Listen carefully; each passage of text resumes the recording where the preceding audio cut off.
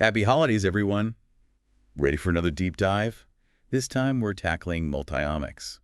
It's a topic I know a lot of you are curious about, and honestly, it's one I keep circling back to as well. There's just so much to unpack there.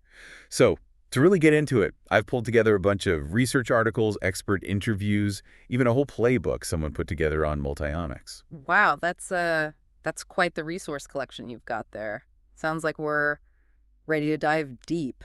Multi-omics can be a lot to grasp, so I'm definitely happy to be here to help sort through it all. Yeah, I figured with all this material, we could really use someone who could help highlight what's really important?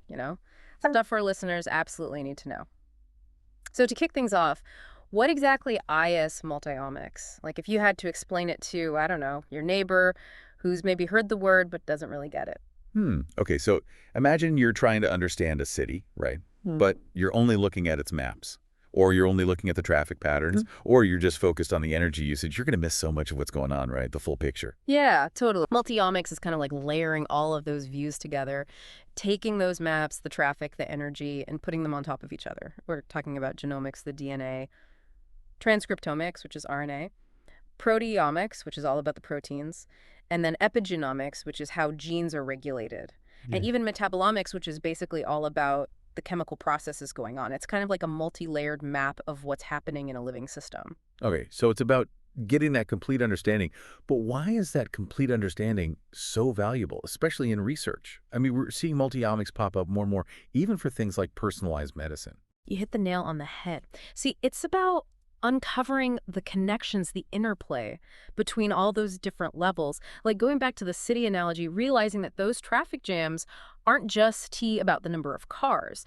There are road closures, construction, even events downtown affecting things. Multi-omics lets us see those connections in our biology, and that's huge for figuring out why diseases happen, how they progress, and how we can treat them more effectively, especially when we're talking about personalized medicine. Right, because everyone's a little different. Exactly. Speaking of digging into the details of disease, one of the researchers that our material focused on was John Mann, a professor at Columbia University. He's using multi-omics to study mood disorders and suicide. Yeah, and his work is really interesting because he's finding it's not just about the genes a person is born with, it's how those genes interact with, well, everything. Life experiences, their environment, even inflammation in the body. I mean, it makes sense. The brain is incredibly complex. Studying it must be pretty challenging, right? Oh, absolutely. It's well protected for a reason, right? And the sheer complexity of it, all the different cell types and connections, it's a lot to unravel. But John Mann actually had this fascinating story about getting his start in this field. He talked about working with brain banks way back when and how difficult it was to get access to samples, but he was persistent and it really paid off. Well, persistence definitely seems to be a key theme in a lot of this research. But let's bring this back to our listener for a second, because they might be thinking, okay, this is cool science and all, but like, how does it affect MEE? That's a great point. Sometimes it's easy to get lost in the research itself. But all this work on multiomics, it's laying the groundwork for understanding some of the biggest challenges we face in healthcare. Alzheimer's disease, cancer, heart disease. By unraveling these complex interactions, we can develop better diagnostics, figure out more targeted treatments, and honestly just have a deeper understanding of human health overall. And that impacts all of us, right? Absolutely. It's about understanding ourselves on a whole new level.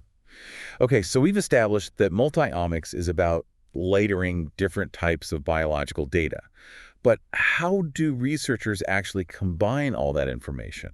Let's move on to our next big idea: data integration. Right, because having all that data is great, but you got to be able to make sense of it, right? Exactly. So how do they do it? Okay, so think of a symphony orchestra. Okay, I'm with you. Each omic layer, like genomics, transcriptomics, proteomics, those are like the different instruments in the orchestra, and data integration. That's how we hear all those instruments playing together in harmony. So there are different approaches you can take. Match data, that's like having the sheet music from the same concert. Everything's lined up, perfectly synchronized. But then you have unmatched data, which is more like trying to analyze different performances of the same piece.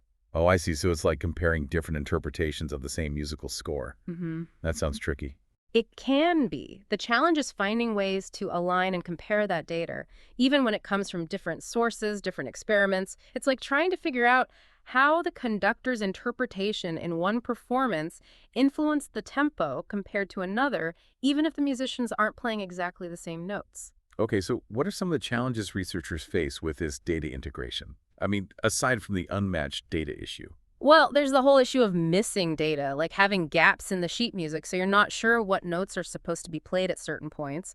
You also have something called data heterogeneity, meaning the different instruments have different ranges and ways of playing. Like, how do you compare a delicate flute melody to a booming drum solo? You can't really, can you? It's tough. And then there's just the sheer volume of data. We're not talking about a few pages of sheet music here. We're talking about terabytes, even petabytes of information. That's a lot of notes to analyze. Whoa. Yeah, that sounds like you need some serious computational power to handle all that.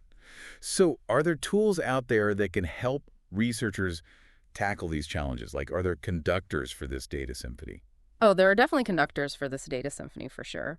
Bioinformatics and computational biology, those fields are crucial for multi-omics research.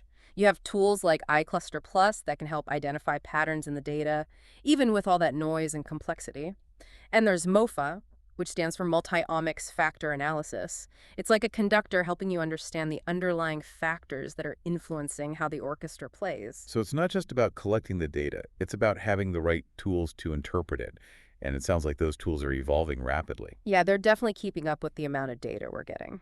Okay, so we've talked about integrating all this massive amounts of data. But now let's shift our focus from the whole orchestra down to a single musician, single cell multi-omics. Why is that perspective so powerful? Because even though every cell in our body has the same DNA blueprint, like the full musical score, different genes are active in each cell depending on its specific job.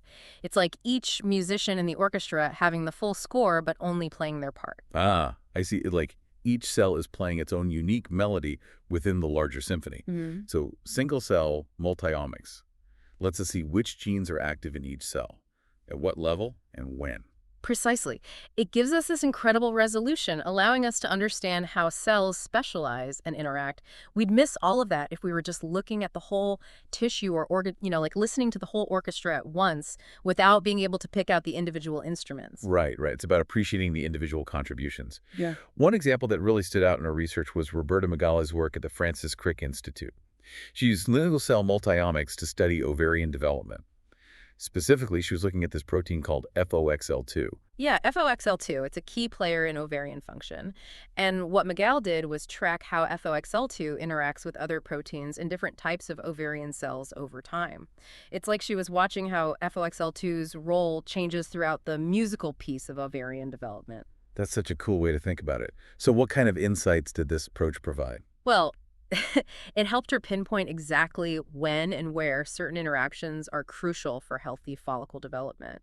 Those structures that nurture and support eggs. That precision is essential if we want to understand things like infertility and develop better treatments. It's like identifying the exact moment in the symphony where one wrong note throws the whole thing off, and then figuring out how to correct it. Amazing. But I gotta imagine, studying things at such a tiny scale, there must be some serious technical challenges there. Oh, for sure. Single-cell multi-omics is still a pretty new field, and the techniques are constantly evolving. Just isolating individual cells without damaging them, that's a major hurdle. I can only imagine. And once you have that single cell, like how do you even extract all the different omics data from it? Well, researchers have come up with some pretty ingenious methods. Some of them involve physically separating the different molecules, DNA, RNA, proteins, while others use clever labeling techniques to keep track of everything. It's pretty remarkable what they can do. So we can actually follow their every move, Yeah. even within that larger ensemble. But with all these intricate techniques and the massive data sets you mentioned before, I have to imagine analysis is another huge challenge. Oh, yeah. Analyzing single-cell multi-omics data is a computational feat for sure. You need sophisticated algorithms and powerful computers just to identify patterns, make sense of all the noise, and pull out meaningful biological insights. It really is like a whole symphony of data, huh? Requiring a conductor of algorithms to make sense of it all. So what kind of discoveries are being made thanks to single-cell multi-omics? We're seeing breakthroughs in pretty much all areas of health research. Scientists are using it to map the cellular ecosystems within tumors, understand how immune cells develop and function, even track the progression of neurodegenerative diseases like Alzheimer's. Wow. So we're gaining this deeper understanding of not just individual cells, but also how they interact within these complex biological systems. That's incredibly powerful. It really is. And all of this knowledge is leading to more precise diagnostics, more targeted therapies, and ultimately a healthier future for all of us. It's exciting to think about all the possibilities. Now, this deep dive into multi-omics has been incredible, and we've covered so much ground. We've talked about the different omics layers, about integrating that data, about single-cell analysis, but let's not forget about the proteins, the real workers in our cellular city. Tell me more about proteomics. Oh, yeah, the proteins. They're the ones actually getting things done. Proteomics is all about focusing on those workers and seeing how they're functioning. And it's essential because RNA, well, it doesn't always tell the whole story. You see, proteins can be modified after they're made. And those modifications, those tweaks, they affect how the protein functions. Proteomics lets us measure those modifications and get a more accurate picture of what's really happening. So it's not just about the blueprint, the DNA, Yeah. or even the instructions, the RNA. It's about seeing the final product, the protein, and how it's actually working in the cell. You got it. And a great example of this is the work of Dan Theodorescu at Cedars-Sinai Cancer Center. He developed this platform called Molecular Twin, and it uses AI and multi-omics, including proteomics, to actually predict outcomes for pancreatic cancer patients before they even have surgery. Whoa, hold on. That's groundbreaking. Yeah. I mean, imagine the impact that could have on treatment decisions and personalized care. Exactly. And the best part, Dan Theodorescu is really passionate about making these tools available worldwide, not just in, elite labs with tons of resources. That's truly remarkable. Yeah. Okay, so we've talked about the proteins, the workers. Now, let's shift gears a bit and talk about the city's energy flow metabolomics. Can you remind us what that entails? Sure. Metabolomics is basically the study of all the small molecules involved in the body's chemical processes. It's like analyzing the city's metabolism, Yeah. how efficiently it uses resources, whether there are any bottlenecks or surpluses, that kind of thing. It's about understanding the fuel that keeps the city running. Yeah. And when we're talking about metabolomics and multi-omics research, I immediately think of Bruno Benitez's work on Alzheimer's disease. He incorporated metabolomics into his approach. Right. Right. Yeah, he did. And it led to some really fascinating insights. You see, his research revealed these distinct clusters of patients who had different Alzheimer's disease progression rates. And metabolomics was a key part of identifying potential biomarkers for those different clusters. It even helped shed light on the link between Alzheimer's and diabetes, which is something researchers have been looking into for a while. So it's not just about identifying what molecules are there. It's about understanding the relationships between those molecules and their impact on the disease. That's really cool. But what are some of the challenges researchers are facing with metabolomics? I mean, it seems like a pretty complex field. It is. And one of the biggest challenges is that even with our current technology, we can't capture the entire metabolome. It's like having a map of the city, but some of the streets are missing. So we're still piecing together the puzzle, trying to get that complete picture. It makes you wonder what we'll discover as those techniques improve, right? Now, imagine if our city map suddenly became 3D. And not just 3D, but it also showed each building's function and how they all connect. That's kind of what spatial multi-omics is like, wouldn't you say? You're exactly right. Spatial multi-omics is like taking that city map and adding another layer of depth. It allows us to actually see how these different omics layers, genomics, transcriptomics, all of them vary across different tissues and organs. And that's essential if we want to understand the truly complex interactions happening within our bodies. It's about seeing where all the players are on the field, right? Yeah. And how their positions change over time. Mikhail Noseda's work, Mapping the Human Heart, is a perfect example of this, wouldn't you say? Absolutely. Her team used spatial multi-omics to uncover these new cell niches within the heart. And get this, they even developed a tool called Drug-to-Cell that allows for in silico drug screening. That means they can test potential drug targets virtually without even needing to do physical experiments. Whoa, that's incredible. I mean, talk about efficiency. And this could lead to more targeted therapies for heart failure, right? Not to mention a much deeper understanding of how the heart actually works. Exactly. It's a really exciting development. It makes me wonder what other organs and systems we'll be able to map with spatial multi-omics in the future. What are your thoughts on that? Honestly, the possibilities are endless. I think we're just scratching the surface of what spatial multi-omics can do. There's so much more to discover. It seems like every corner of this field holds immense potential. This deep dive has been truly illuminating. But we're not done yet. Let's move on to explore the future of multi-omics. What exciting developments are on the horizon? Well, based on what we've been reading, the future of multiomics is looking pretty bright. AI and machine learning, those are going to be huge. I mean, they're already helping us make sense of this massive amount of data we're generating, but as those fields advance, they'll become even more essential for identifying patterns, predicting outcomes, personalizing treatments. Yeah, it's like we need a superpowered conductor to lead this ever-growing multi-omics orchestra. What else is on the horizon? What other trends are shaping the field? Data sharing and collaboration, those are key.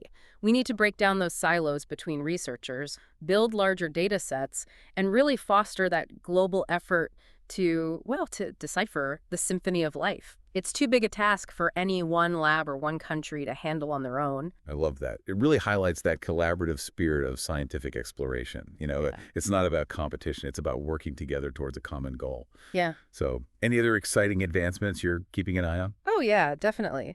We're starting to see tools and techniques that can combine even more data types. Like, think about the microbiome, all those bacteria living in and on our bodies. There's a ton of information there. And even radiology images can be incorporated. It's like adding new instruments to the orchestra, creating an even richer, more complex sound. Wow, that's mind-blowing. Yeah. It seems like multi-omics is constantly expanding its repertoire. But with great power comes great responsibility, right? Absolutely. As we gain a deeper understanding of all these intricate connections and develop more powerful tools, ethical considerations become even more important. We have to think carefully about data privacy, about accessibility, and how we can make sure these advancements benefit everyone, not just a select few. Right. It's about making sure everyone has access to the symphony, not just those in the front row.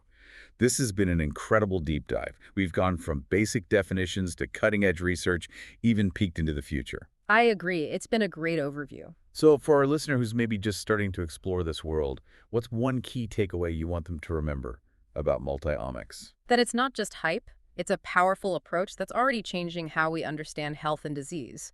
I mean, imagine a world where your doctor uses multi-omics to tailor your treatments specifically to you based on your unique biology. That's the kind of potential we're talking about. Wow, that's a powerful image. Like having a personalized symphony composed just for you. What a great thought to end on. Thanks for guiding us through this incredible world. It's been my pleasure. And to our listeners, happy holidays. We hope this deep dive has sparked your curiosity about the incredible world of multi-omics.